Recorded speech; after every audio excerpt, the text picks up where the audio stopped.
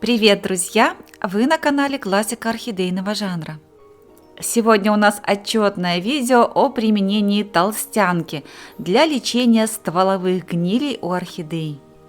Эта история началась давно, еще в сентябре 2021 года, то есть полгода назад. Именно 24 сентября прошлого года я приобрела через интернет два растения. Первое растение было абсолютно здорово, прекрасно себя чувствовало и уже зацветает, а вторая орхидея была больна.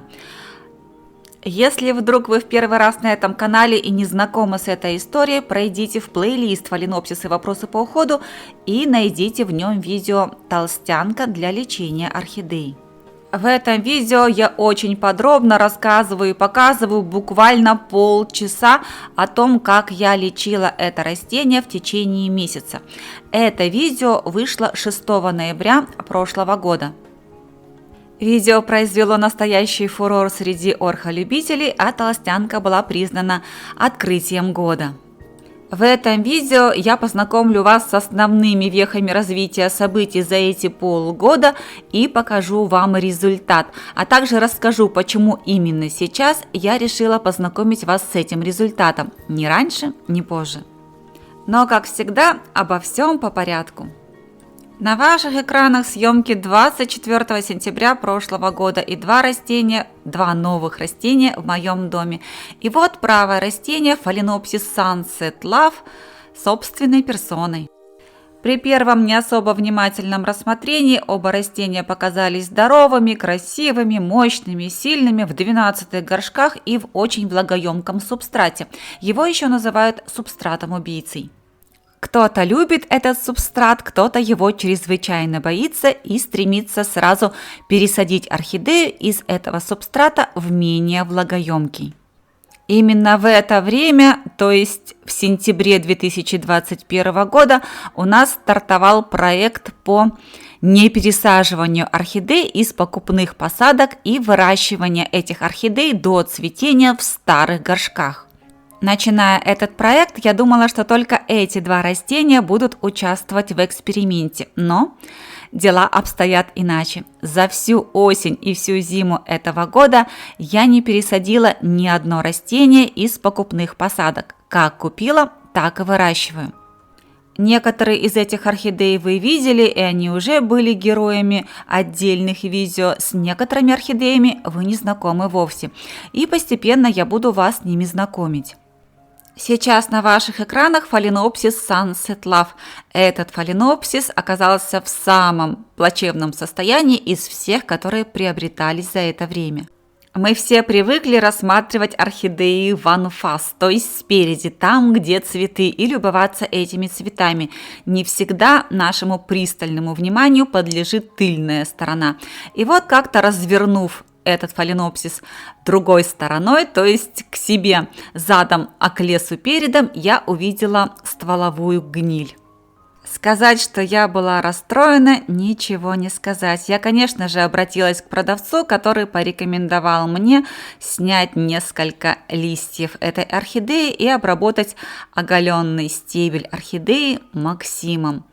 Как показывает практика моих зрителей, вот такие действия со снятием листьев и зачисткой ствола или стебля орхидеи чаще всего приводят к реанимации орхидеи.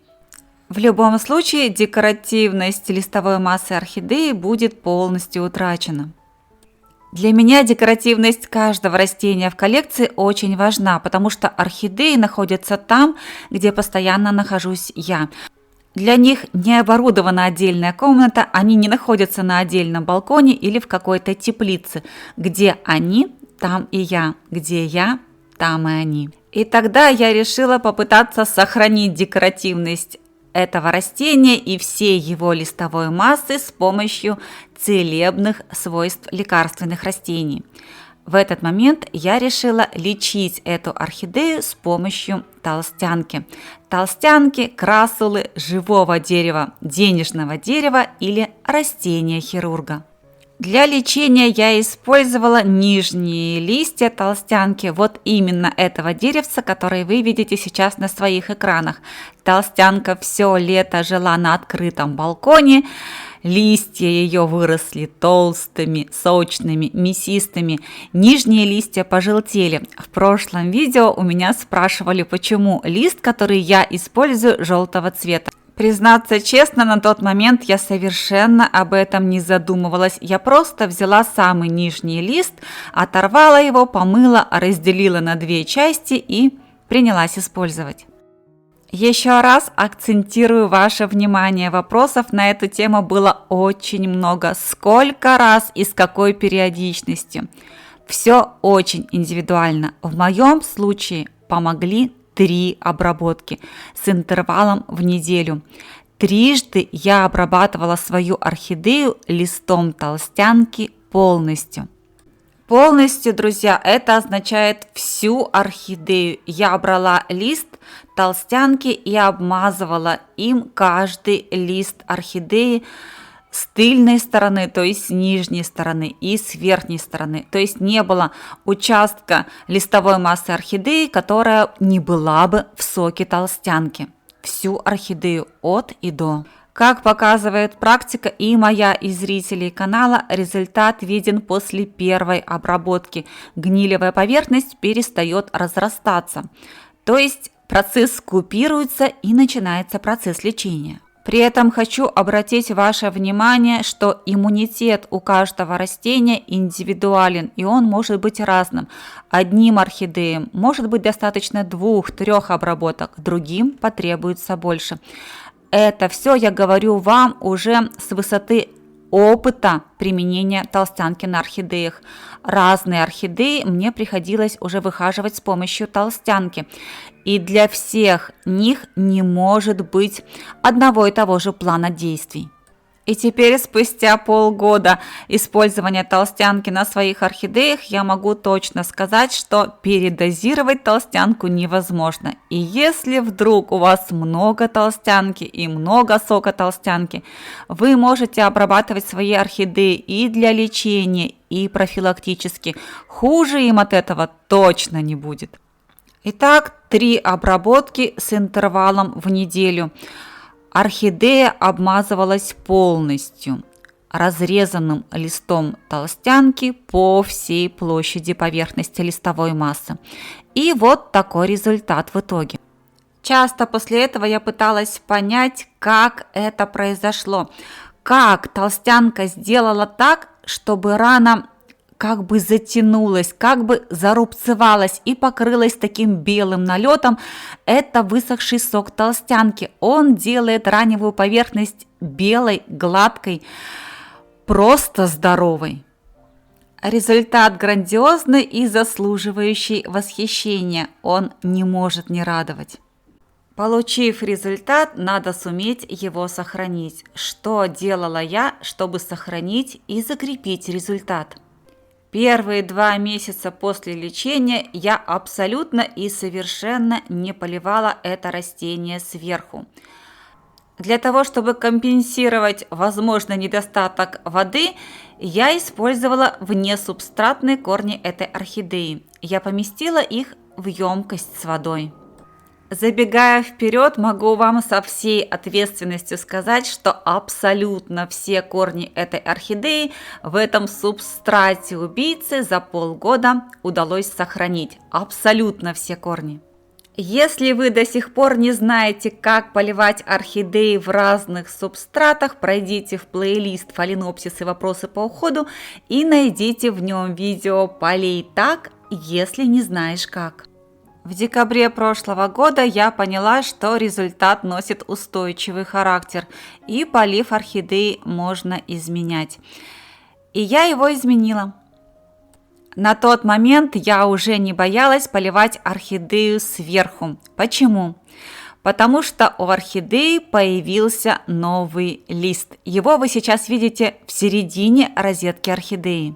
В декабре прошлого года с момента начала лечения прошло 2 месяца и уже виден результат. Вот этот молодой новый лист в центре розетки фаленопсиса. Кроме того, корневая система приступила к росту, и все это в самое темное, самое холодное время года. Вот сейчас я смотрю на листовую массу этой орхидеи и продолжаю радоваться, что мне удалось ее сохранить. Друзья, вы слышите вот эти посторонние звуки при записи видео, при записи озвучки.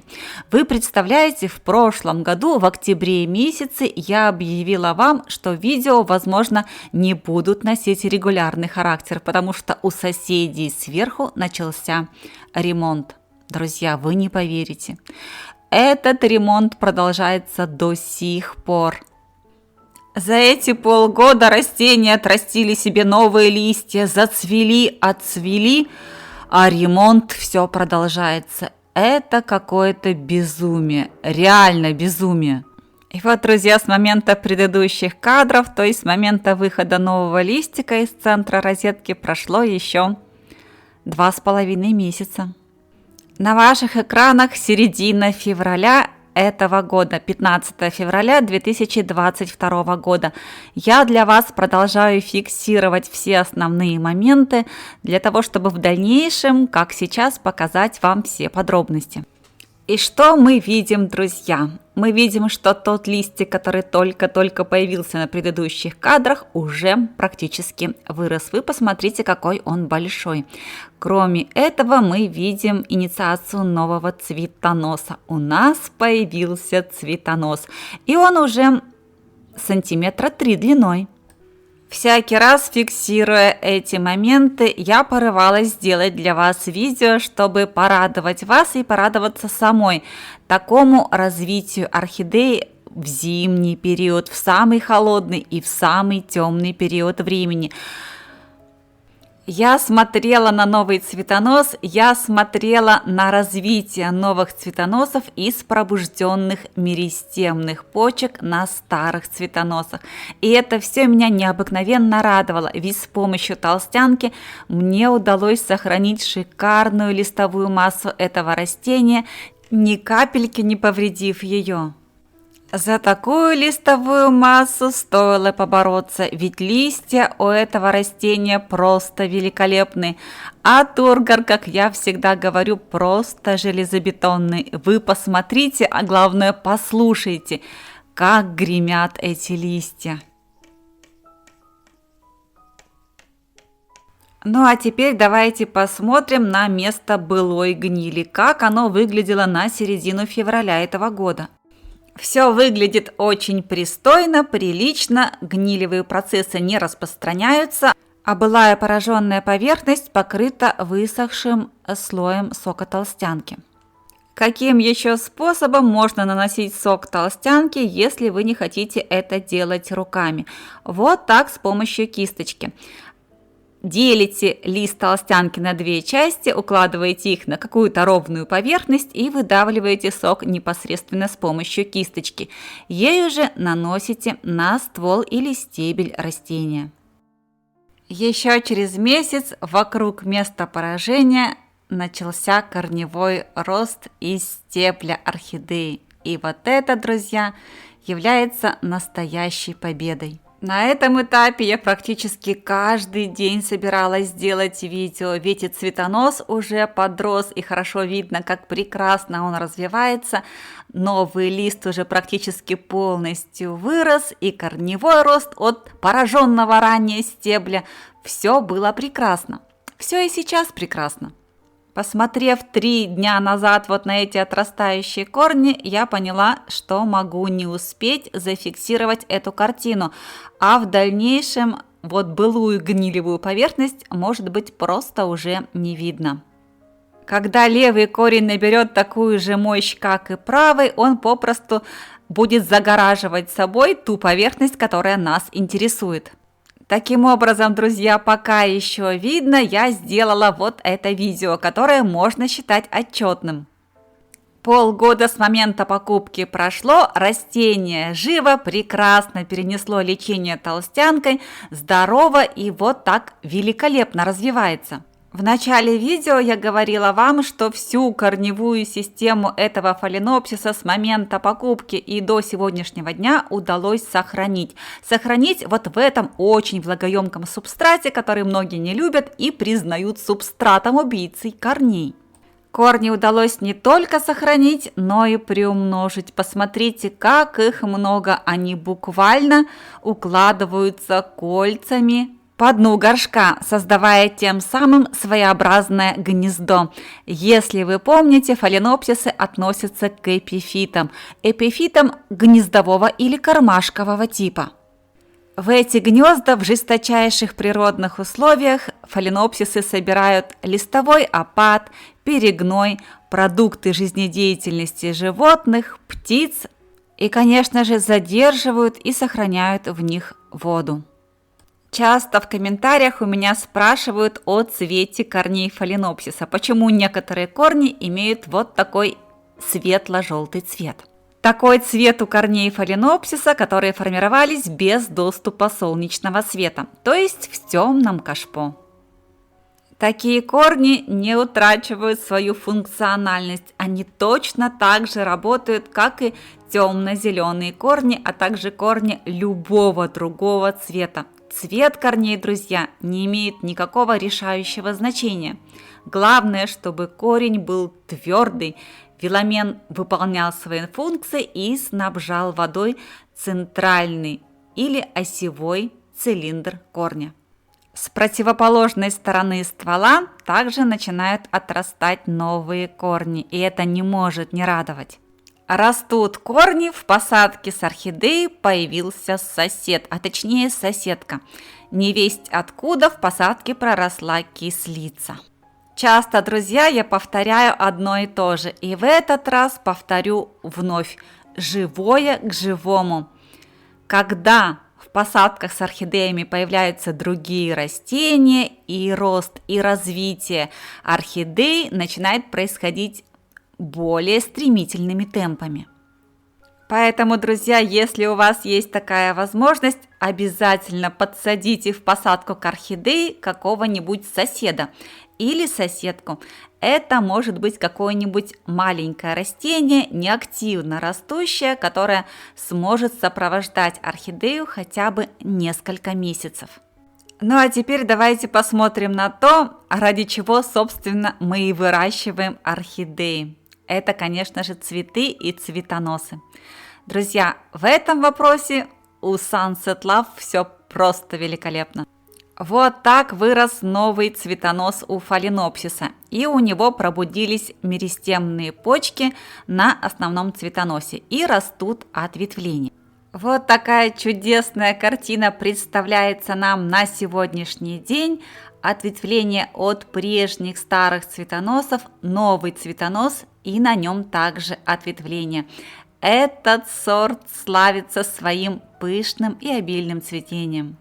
Сейчас на ваших экранах покупное цветение этой орхидеи, и уже буквально через месяц-полтора мы сможем его сравнить с первым домашним цветением фаленопсиса Sunset Love.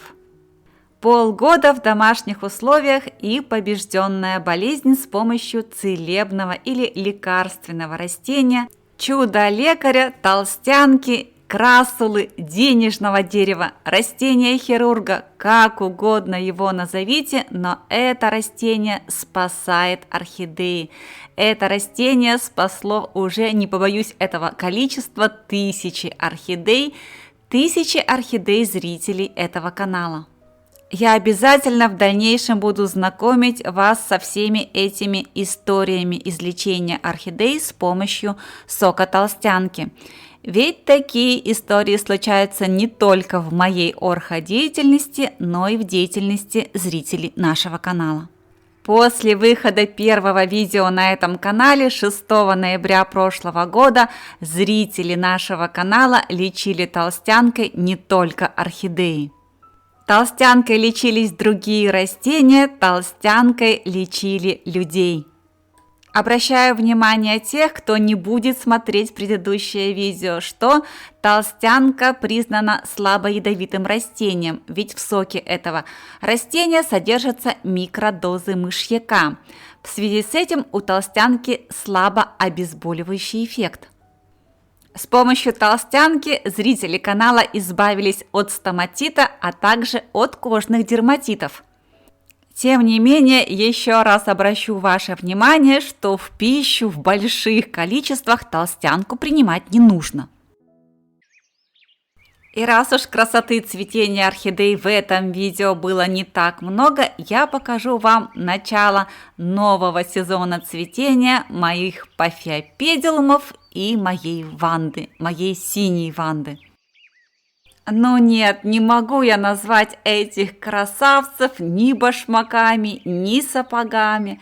Два красавца пара. И вот на этой красивой лакированной ноте я буду завершать свой сегодняшний рассказ. Если это видео вам понравилось, если вы захотите вернуться на канал вновь, поставьте, пожалуйста, пальчик вверх под видео, подпишитесь на канал, если раньше вы этого не сделали, жмите на колокольчик, чтобы первыми получать уведомления о выходе новых видео. И оставайтесь со мной, ведь впереди у нас много интересного.